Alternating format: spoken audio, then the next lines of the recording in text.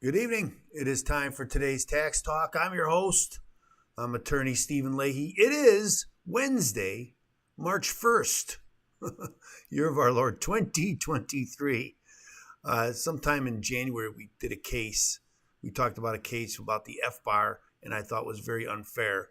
And Judge Gorsuch had written a dissent about that they didn't take that case. But this all makes it a little bit better. And that's what we're going to talk about today, about righting a wrong on the Supreme Court. Won't you join us?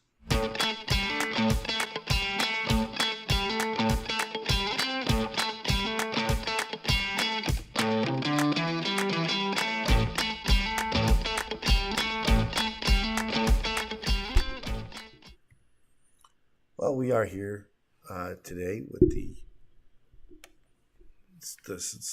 I'm very happy because the Supreme Court is now in session and decisions are coming out. So that makes me happy because I love to read those decisions. I think all of us should at least read the syllabus of these decisions as they come out. I think it's that important. I'm having some more problems. But, I think it does become very important that we watch or at least read some of these cases, that are at least listen to them. So right now there's a case came out. It's the Supreme Court case, and my secondary computer has gone out, so I won't be able to, but I can still read it. So that's what we'll do. We will still read it. See if I can do this quickly. Nope. What I could do is I could do it on this computer. Let's see. On the fly. We could do it on the fly. Well, let's read. There's a story here, and it's the Supreme Court. What is it? The Washington Times. Supreme Court sides with the immigrant challenging IRS penalty for not disclosing foreign accounts. Again, remember, this was a very similar story in the Tooth Hurts. I think it was January 6th. There's a link in the description below about that show where we talked about that case where an immigrant woman, her father had left her a lot of money. She didn't know that she had to report it to the IRS and these FBAR reportings. And when she learned she did, and the IRS, and she had a $3 million penalties and fines, which was most of the money that was in there, and the IRS took it. Judge Gorsuch thought that it was a violation of the Eighth Amendment. It was a unduly harsh penalty for something that she unwillful. She didn't know that she had to do that. I'm going to tell you right now, most people don't know that they have to do that. I've had cases where people come, they've been here for years. Most of the cases I've had have been foreigners who come here because they just happen to have bank accounts overseas, and they never thought about, I have to report that to the federal government here in America, and yet they do. And so we have had these cases. This particular woman, the one in Tooth, didn't know that she had to have that done, and so she didn't. And again, it cost her $3 million. Judge Gorsuch wanted to hear that case, and nobody else did, and he wrote a dissent.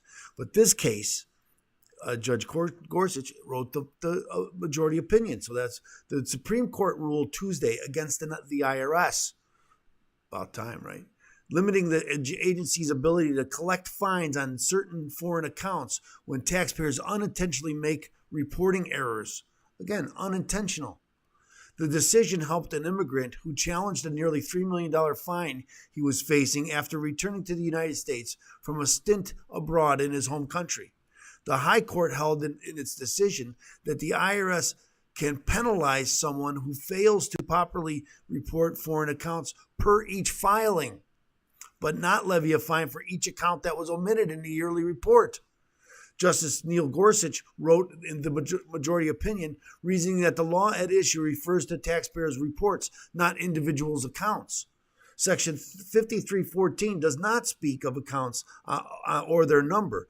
The word account does not even appear. Instead, the relevant legal duty is a duty to file reports, Judge Gorsuch wrote. The one thing Congress did not say is that the government may impose non-willful penalties on per-account basis. Justice Gorsuch, who is joined, get this now, this is kind of important. Judge Gorsuch, who is joined in the ruling by Chief Justice Roberts, kind of a surprise, not a big surprise, Justice Brown, Jackson, that's kind of a surprise, Brett Kavanaugh, and Alito. And that means that Thomas, and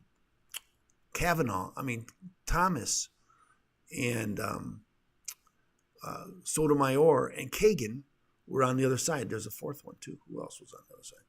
But anyway, that's kind of an amazing mix, in my opinion. During his time outside the IRS, he filed tax returns for some of the years he was abroad, but did not include information about his foreign accounts.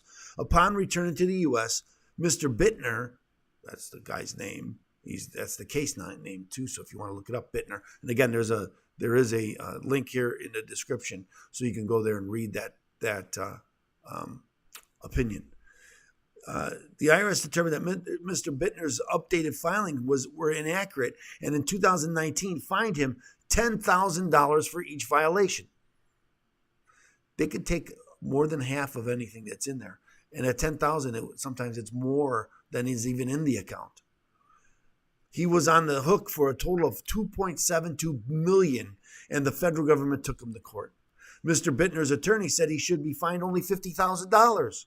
They reasoned that federal law requires a fine of $10,000 per failure to file an annual report, not a fine of $10,000 per foreign account that was not initially disclosed. Now, look at it on the other side. Justice Amy Coney Barrett, again, she's the fourth on the other side, disagreed, writing a dissent arguing that the majority opinion conflated the word report in the statute at issue with form, referencing the report of foreign bank and financial accounts, or FBAR, with which the taxpayer must disclose interest in foreign accounts. The government was within its rights to assess a separate penalty against Bittner for each qualifying foreign account that he failed to report properly, Justice Barrett wrote. She was joined by Justice Thomas, Sotomayor, and Kagan. Kind of interesting there to me. Now, I just want to. This is the beginning of the report of the decision. Again, it was dated February 28th, so just yesterday. The Bank Secrecy Act, the BSA, and its implementing regulations require U.S. persons with certain financial interests in foreign accounts to file an annual report known as FBAR, the Report of Foreign Bank and Financial Accounts. The statute imposes a maximum $10,000 penalty for non-willful violations of the law.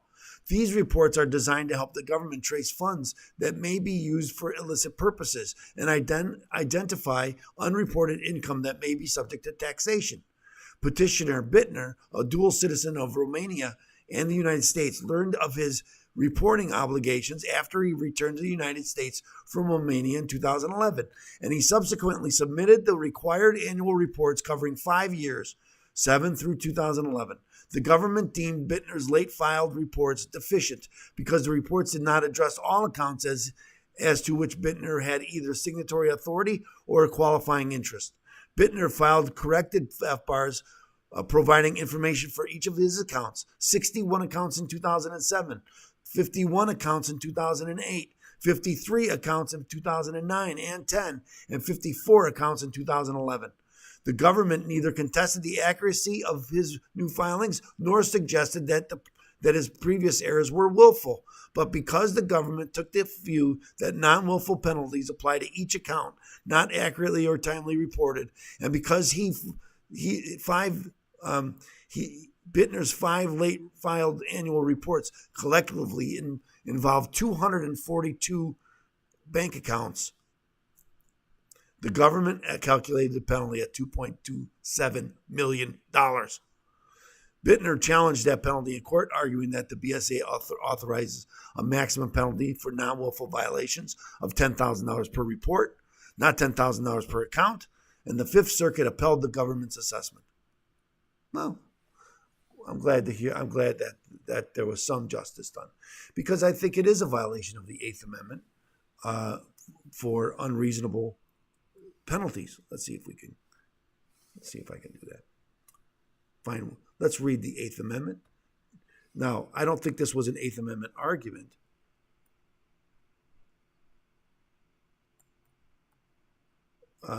But that's what Judge Gorsuch did in the other that other case that I told you about. He used the Eighth Amendment, said it was unfair. And I think in this case, it would be unfair too. So here's the Eighth Amendment. Pretty simple.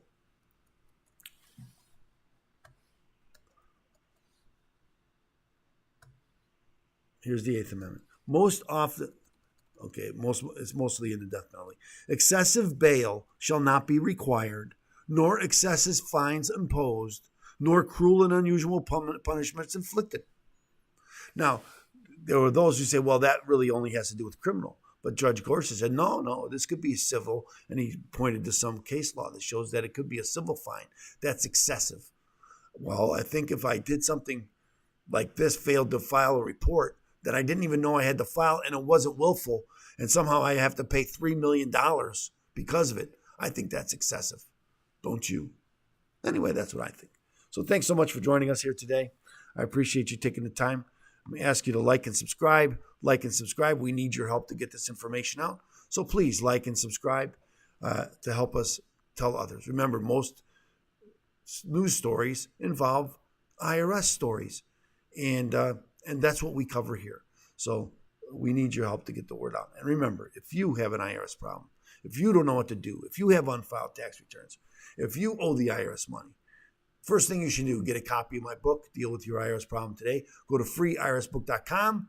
That's freeirsbook.com. Get your free copy.